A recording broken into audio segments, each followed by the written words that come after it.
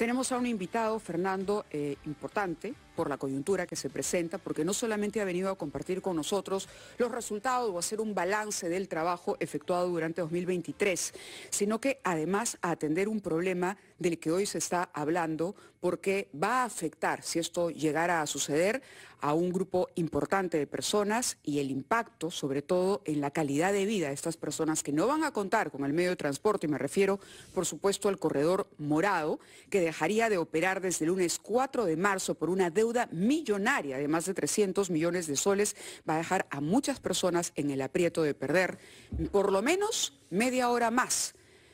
Para transportarse, vamos entre los puntos que une el corredor, que entiendo son San Juan del Lurigancho, hasta la zona financiera San Isidro de Lima. Fernando, buenos días. Buenos días, Mávila, buenos días a quienes nos ven por la televisión y nos siguen por radio y redes sociales, como tú lo has dicho. Vamos a conversar con el ministro, que tiene el presupuesto de inversión más importante del Estado. De él dependen inversiones que son decisivas para cambiar el rostro de nuestros desplazamientos en el Perú. Carreteras, aeropuertos, puertos y el tráfico en las ciudades. Entonces, hecho bien en comenzar mencionando el corredor morado, porque además de la cantidad de gente que está concernida por esa vía, se trata de la reforma del transporte en Lima. La idea es pasar a buses grandes con choferes asalariados y confirmados para dejar de lado la vieja irregularización que se produjo con los combis y los colectiveros. Poder viajar sentados sabiendo que un chofer va a respetar horarios y a los pasajeros en vez de estar corriendo para pasarse la luz roja y vencer a su competidor. Díganos, por favor, qué perspectiva tiene el corredor morado amenazado por el retiro de sus operadores, tal como nos ha explicado Mávila Huertas. Sí, muy buenos días, Fernando, Mávila, de todos sus oyentes, televidentes. Efectivamente, la reforma del transporte que se emprendió con los corredores logísticos, estos corredores metropolitanos, tenía algunos supuestos importantes. Uno de ellos era que se iba a segregar las rutas en las cuales se iban a ir estos vehículos, estos buses, y también que no se iba a permitir que hubieran otros medios de transporte que compitieran con ellos. La verdad, esto ocurrió hace muchos años. Ese fue un compromiso cuando se dio esto, cuando esto era Protransporte todavía en la Municipalidad de Lima hace muchos años. La realidad lo que muestra es que eso no ocurrió.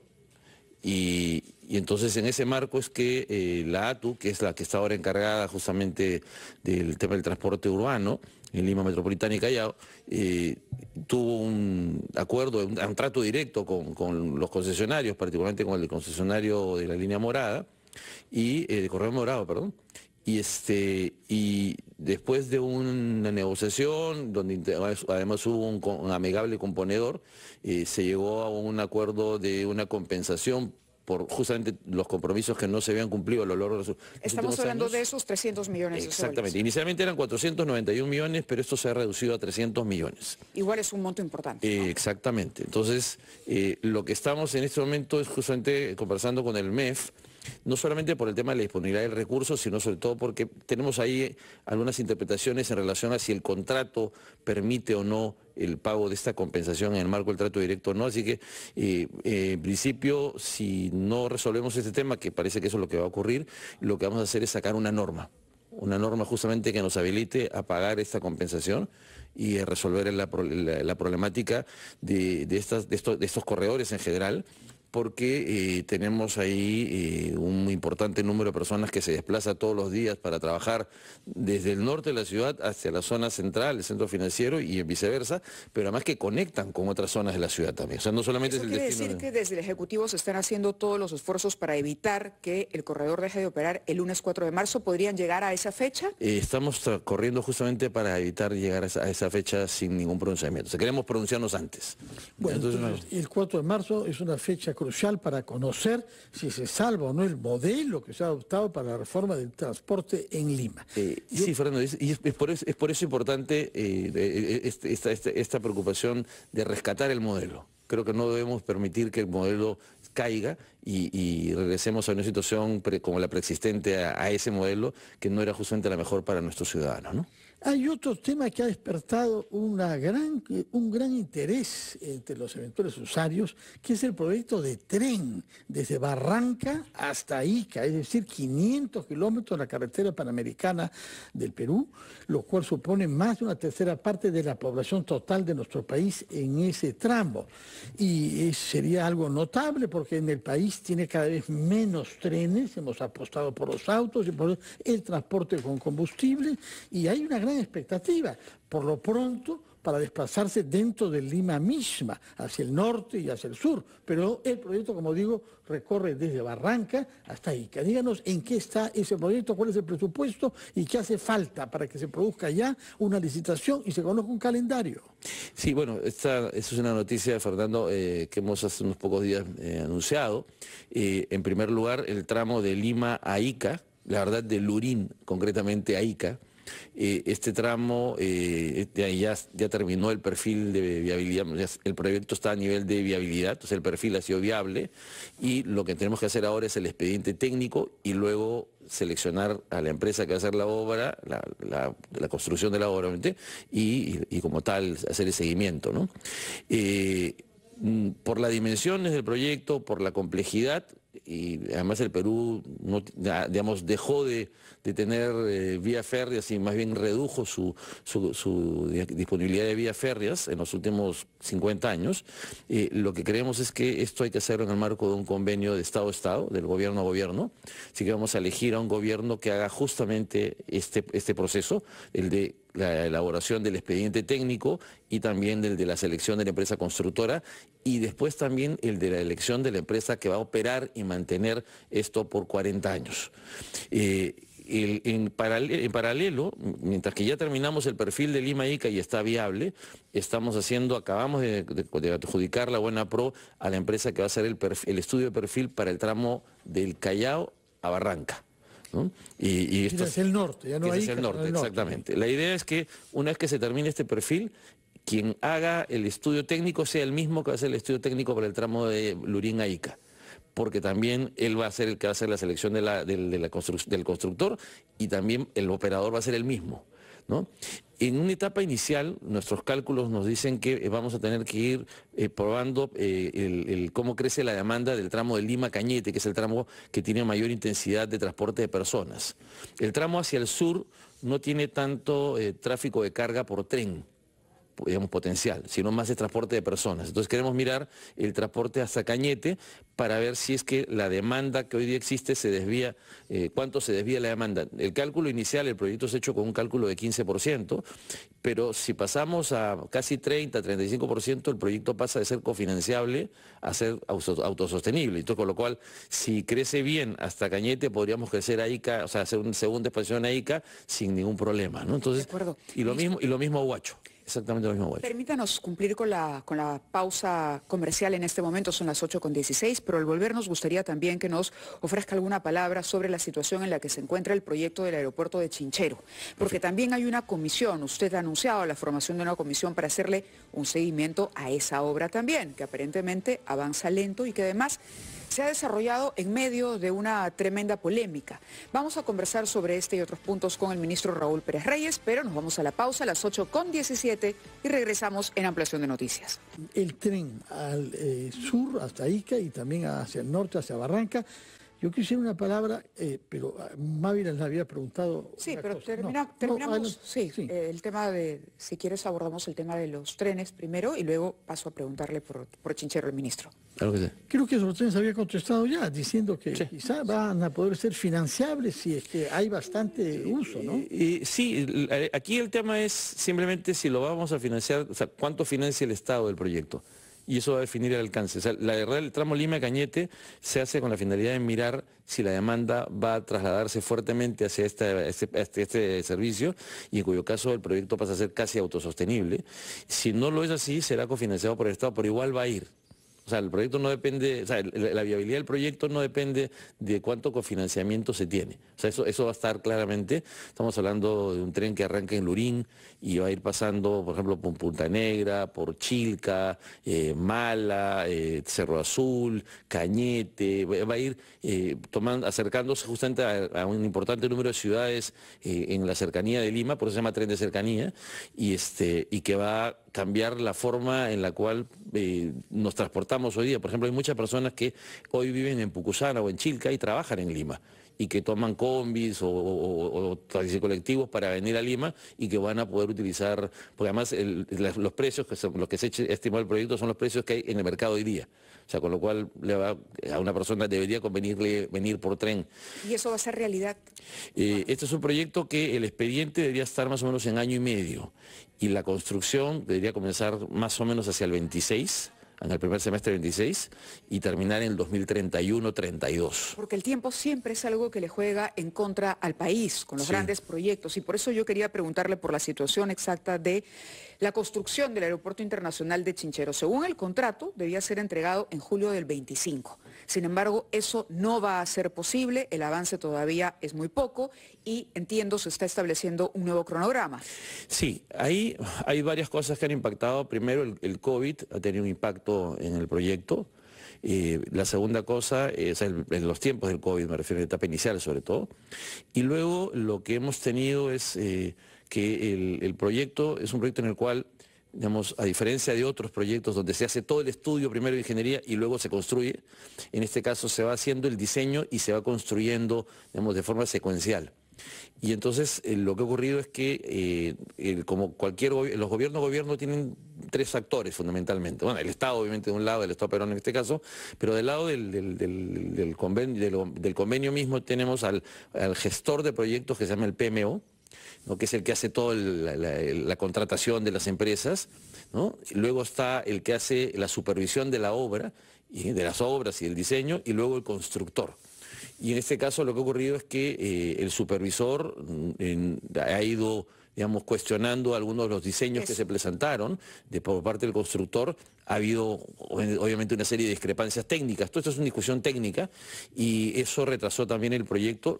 Tuvimos que hacer una reunión nosotros el año pasado, en el mes de octubre, en Urubamba, justamente, juntando a todas las partes para ver cómo resolvíamos este tema.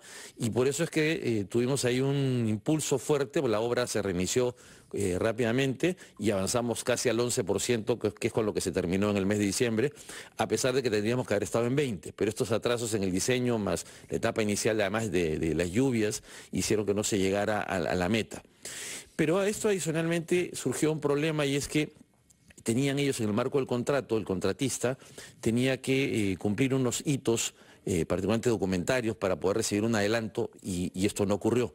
Entonces no pudimos dar el adelanto, el dinero además lo teníamos disponible, o sea, estaba en el ministerio listo para entregarlo, pero como no cumplieron con este compromiso contractual, no pudimos entregar el adelanto y eso ha provocado también una baja en la carga de la obra. La obra no está paralizada, la obra sigue todavía en operación, hay más de 300 trabajadores que están en la obra. Escasamente 11%. ¿No? Bueno, ahora está en 12, después de avanzar un 1%, la verdad, todavía hay mucho por hacer ahí. Y entonces, ¿qué hemos hecho? En el mes de noviembre, que yo me reuní con ellos, les planteé la necesidad de un cronograma acelerado de obra.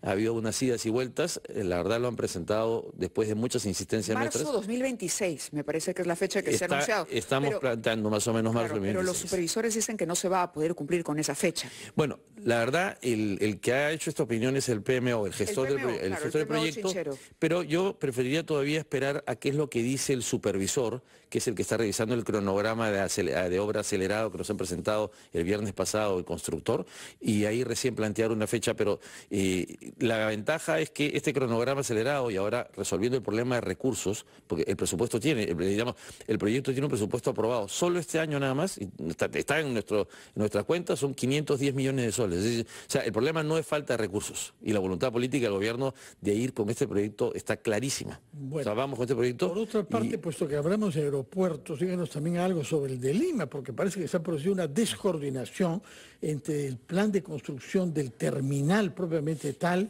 y las vías de acceso a él. ¿Qué cosa es lo que ha pasado? Ahí, Fernando, es algo que en algún momento hablamos en mi primera visita con ustedes, de apenas asumí el ministerio. El aeropuerto es un proyecto que tiene ya varios años de que se conocía que iba a desarrollarse, había discusiones de cuándo comenzaba, pero está claro que el ministerio tendría que haber hecho varios de estos proyectos que se están haciendo hoy día, o se van a hacer a partir de estos meses, tendría que haberlos hecho en el año 2020. De hecho, por ejemplo, el puente Santa Rosa ha tenido 4 convocatorias desde el año 2020.